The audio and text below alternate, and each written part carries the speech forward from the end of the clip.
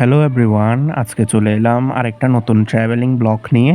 আমি শুরুতেই বলেছিলাম যে আমার চ্যানেলে সায়েন্টিফিক টেকনোলজিক্যাল ভিডিওর সাথে সাথে আমি বিভিন্ন ট্রাভেলিং ব্লগও আপলোড করব। তো যাই হোক, এখন আমি রয়েছি চট্টগ্রাম এক্সেস রোডের উপর, কারণ এই এক্সেস রোড ধরে আমরা অগ্রসর হব কর্ণফুলী সেতুর দিকে। এরপর পৌঁছে যাব সরাসরি ধলঘাট পটিয়া শ্রী শ্রী বুড়াকালী মন্দিরে। আচ্ছা, তো সেখান থেকে অবশ্য আমাদের টার্গেট আছে যে মহাচণ্ডী তীর্থ শ্রী শ্রী মেঘদোষমণি আশ্রমেও যাওয়ার। যাই হোক, আপনাদেরকে বলে রাখি, এখন আমরা আছি রাজারবাগ সড়কের উপর। এই সড়ক দিয়ে আমরা এখন সরাসরি কর্ণফুলীর দিকে রওনা দিচ্ছি। তো যদি আপনি চট্টগ্রাম এক্সেস রোড হয়ে কর্ণফুলী সেতুর দিকে যান, তবে আপনার টাইম প্রায় 20 থেকে 30 মিনিট লাগবে, অথবা 15 মিনিট। তো এখন আমরা আছি কর্ণফুলী স্কয়ার ক্রস করে এখন কর্ণফুলী সেতুতে উঠে যাচ্ছি ধীরে ধীরে। তো কর্ণফুলী সেতুতে ওঠার পর আপনি খুব সুন্দর একটা মনোমুগ্ধকর দৃশ্য অবলোকন করবেন। তো যাই হোক, আমার সবচাইতে বেশি ভালো লাগে তখনই যখন ট্যাক্সি বা গাড়ি তার সর্বোচ্চ স্পিড নিয়ে চলে এবং সে সময় ইঞ্জিনের একটা ভাইব্রেন্ট বা এক প্রকারের যে আওয়াজটা হয় সেটা আমার খুবই ভালো লাগে। তো যাই হোক, আপনারা হয়তো একটা জিনিস লক্ষ্য করেছেন, আমার ক্যামেরা একটু হেলে দুলে চলছে, কারণ আমি মোবাইলে ভিডিও করছি এবং সেক্ষেত্রে আমার কোনো হ্যাঙ্গার বা স্টিকও নেই, তো পুরোই হাতের উপর। তো আমরা এখন অপর প্রান্তে চলে এসেছি, KSRM ইন্ডাস্ট্রির লোগো দেখা যাচ্ছে। ভাই, আমার অবাক লাগে মানুষ কেমনে এই সবুজ সুন্দর বৃক্ষদের মাঝে পোস্টার, ব্যানার ইত্যাদি ঝুলিয়ে রাখে। এগুলো কোনো কথা? মানে সৌন্দর্যটা পুরোই নষ্ট। তো যাই হোক, আমরা এখন কথা বলতে বলতে পৌঁছে গেলাম কর্ণফুলী টোল প্লাজাতে। এখান থেকে টোল দিয়ে এরপর আমরা গন্তব্যের দিকে রওনা দিব। তো এখানে একটু ভিডিও করার সময় সাবধান থাকাটা ভালো, কারণ এখানে অনেক রকমের সিসি ক্যামেরা আছে, ভিডিও করা যায়, নো প্রবলেম। সো হাউএভার, এখন আমরা চলে এসেছি বোয়ালখালী কানুনগোপাড়া উদরবন্যা সড়কের উপর। এটা সরাসরি বোয়ালখালী সড়ক বা কানুনগোপাড়া সড়ক নামেও পরিচিত। এই সড়ক ধরে আমরা রওনা দিব সরাসরি শ্রী শ্রী বুড়াকালী মন্দিরের উদ্দেশ্যে। আচ্ছা, আপনাদেরকে আরেকটা কথা জানিয়ে রাখি, যারা শ্রী শ্রী বুড়াকালী মন্দিরে যেতে চান, তারা যদি চান তবে আমি বলবো বদ্দারহাট কালুরঘাট সেতু হয়েও আপনারা আসতে পারবেন। তবে ওই ক্ষেত্রে এই কানগোপাড়া সড়কে পৌঁছাতে প্রায় হয়তো 1 ঘন্টারও বেশি সময় লাগতে পারে, কারণ ওখানে প্রচুর পরিমাণ ট্রাফিক জ্যাম থাকে। এখন তো আমরা 30 মিনিটে কর্ণফুলী পার হয়ে কানগোপাড়া সড়কে চলে এসেছি।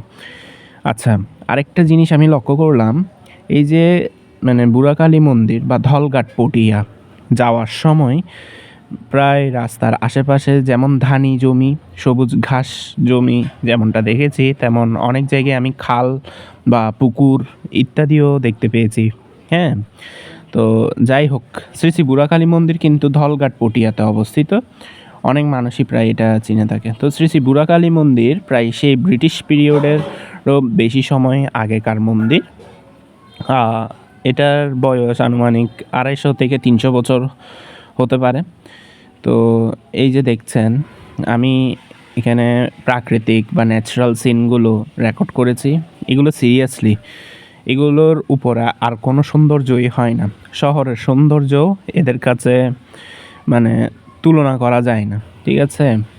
প্রাকৃতিক সৌন্দর্যের একটা আলাদাই ব্যাখ্যা রয়েছে, আলাদাই অনুভূতি রয়েছে। হ্যাঁ, তো এই যে দেখুন একটা পাওয়ার প্ল্যান্ট।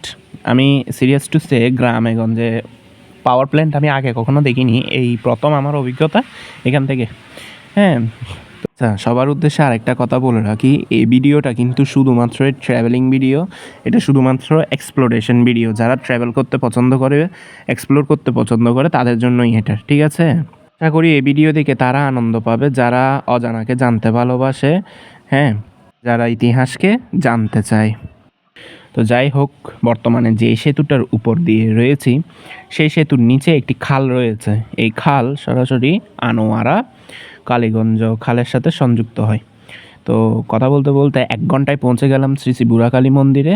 এই যে মন্দির সংলগ্ন পুকুর দেখতে পাচ্ছেন, আর আমি হাঁটতে হাঁটতে ধীরে ধীরে চলে যাচ্ছি বুড়াকালী মন্দিরের মূল গেটের দিকে। তো যেহেতু বৃষ্টির স্নাত একটা দিন, বেশিক্ষণ মোবাইল বাইরে নিয়ে রেকর্ড করতে পারছি না, রিয়েলি টাফ। মন্দিরের ভিতরে ঢুকে গেলাম। এই হলো সেই ব্রিটিশ পিরিয়ডের সময়কার মন্দির। বলা হয়ে থাকে যুদ্ধের সময় যখন পাঞ্জাবেরা হানা দিয়েছিল তখন তারা এখানে আপনার ঢুকতে পারেনি, অর্থাৎ এই মন্দিরটা খুবই জাগ্রত। পাঞ্জাবেরা এখানে পা রাখতে পর্যন্ত ভয় পেয়েছিল, ক্ষতি করতে পর্যন্ত ভয় পেয়েছিল। তো কাল আগে এক চোর এখান থেকে স্বর্ণালঙ্কার চুরি করলো, 3-4 দিন পর আবার ফেরত দিয়ে যায়। তা সবচেয়ে বেশি আশ্চর্যজনক ছিল। তো কালের বিবেচনায় এখন মন্দিরটা সংস্কার হয়েছে, টাইলস বসানো হয়েছে। যাই হোক, এখানে কিন্তু ঢুকার সময় মাথা নিচু করে গর্ভগৃহের দিকে অগ্রসর হতে হয়। আর এখন আপনারা দেখতে পাচ্ছেন সেই শ্রীমন্দিরের বিগ্রহ। হ্যাঁ, তো এটাও প্রায় অনেক পুরনো, নানা স্বর্ণালঙ্কারে বিভূষিত করা হয়েছে। আচ্ছা, এই যে দেখুন মন্দির সংলগ্ন সেই পুকুর, আর এটা হলো সেই পুকুরের ঘাট। মন্দিরের ভিতরে কিন্তু টোটালি নেটওয়ার্ক নেই, ঠিক আছে, আমি যখন গর্ভগৃহের ভিতরের দিকে ঢুকছিলাম। তো যাই হোক, এখন আমরা বুড়াকালী মন্দিরের পার্শ্ববর্তী শ্রী শ্রী শিব ঠাকুরের মন্দিরে এসে পৌঁছেছি। এটা শ্রী শ্রী শিব ঠাকুরের যে মূল গর্ভগৃহ সেটা কিন্তু দোতলায়, কিন্তু দুর্ভাগ্য যে আমরা দোতলায় যেতে পারলাম না। ওই দোতলায় নাকি মানে গর্ভগৃহে নাকি 2টা নাক নাগিন আছে, এরকমও কথিত আছে। তো কখনো তো যাওয়ার সৌভাগ্য হয়নি। যাই হোক, এই রুমটা কিন্তু প্রচুর অন্ধকার। আমি HDR মোড চালু করে নিয়েছি। আর এই যে দেখতে পাচ্ছেন এই কাষ্ঠটা কিন্তু দিন-রাত 24 ঘন্টায় জ্বলতে থাকে। যখন কাষ্ঠ ফুরিয়ে আসে তখন নতুন কাষ্ঠ দেওয়া হয়। তো যাই হোক, বুড়াকালী মন্দির থেকে বিদায় নিয়ে এখন অগ্রসর হচ্ছি শ্রী শ্রী মহাচণ্ডী তীর্থ মেধসমণি আশ্রমের দিকে। তো ওই ভিডিওটি দেখতে চাইলে চ্যানেলটি সাবস্ক্রাইব করে পাশে থাকুন। ভাই, দুঃখ লাগে আপনারা কেউ সাবস্ক্রাইব করেন না।